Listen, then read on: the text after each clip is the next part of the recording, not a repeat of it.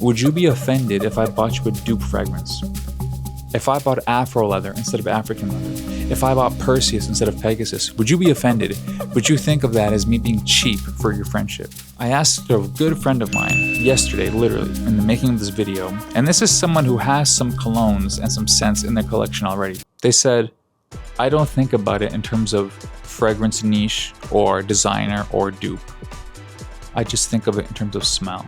I have never met you, but I can guarantee you and I share this experience. And the fact that you and I have never had someone come up to us and ask us the price of the cologne we're wearing. If the people around me don't care about the price of my cologne, I can guarantee you my life, they don't care if I'm wearing a dupe or not.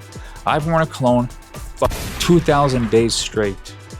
I've never once been asked, hey, are you wearing a dupe? This is like a space for you and I to exist in, this whole dupe not dupe thing.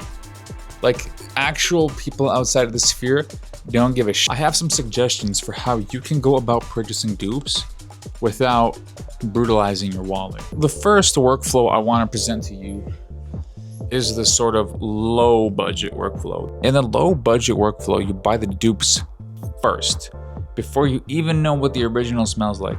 You're using the dupe as a foundation to see if you like the direction this smell is going in the first place. And the only question I'm asking myself right now is, do I like this smell? It smells like a cucumber walnut fresh smell.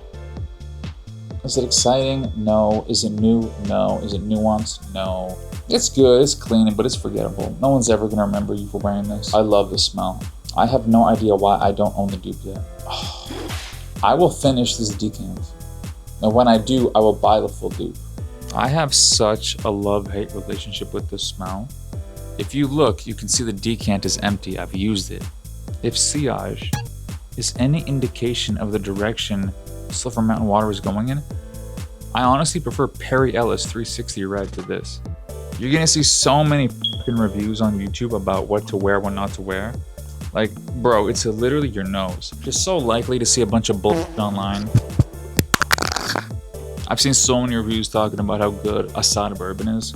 F that. I don't want to smell like my grandpa. I'm over it. You buy the decant, you buy the dupe. If you like the dupe, you buy the dupe full bottle. Once you finish the bottle, if you're still interested, you can actually invest in the OG. The second tier of this is you start with the original instead of the dupe.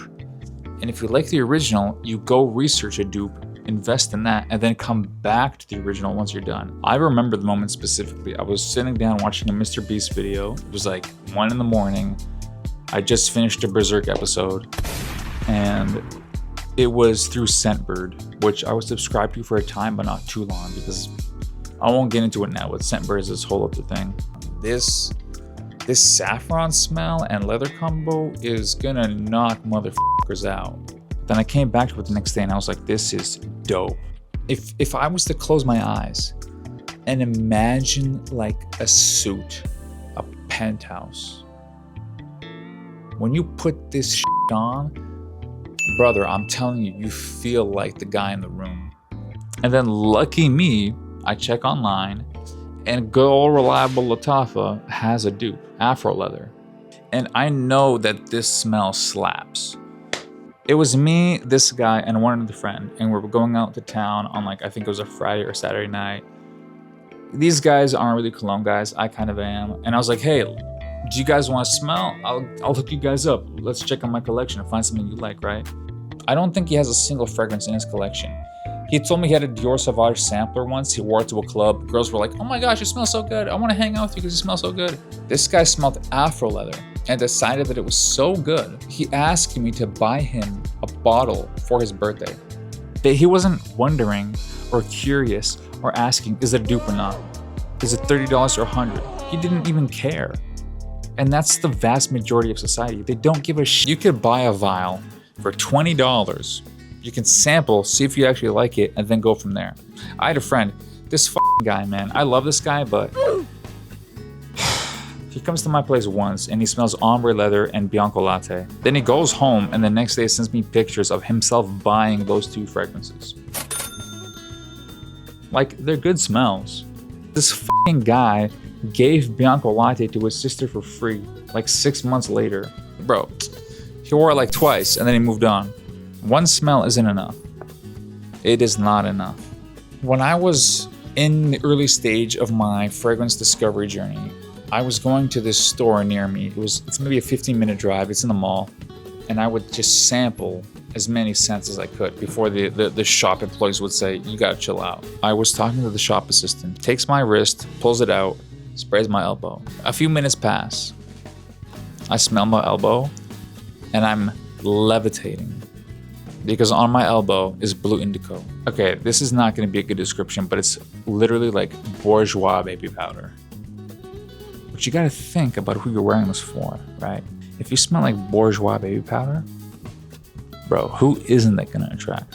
This is how much Bianco Latte I still have left. By the time I get to the end of these smells, I'll know if I like them enough to spend $250 or not. So you never even go into the dupe territory, you just stay in OG land. I'm not necessarily opposed to buying original smells. If you wanna buy a vial for $20 and sample it and then finish it and then upgrade to the original from there, I support that fully. Here's the workflow I use, and it's the workflow I strongly recommend to you. Strip testing side by side, it's honestly not even the right framework. I don't think that's the way to go about testing dupes. When the dupe arrives, don't go near the original.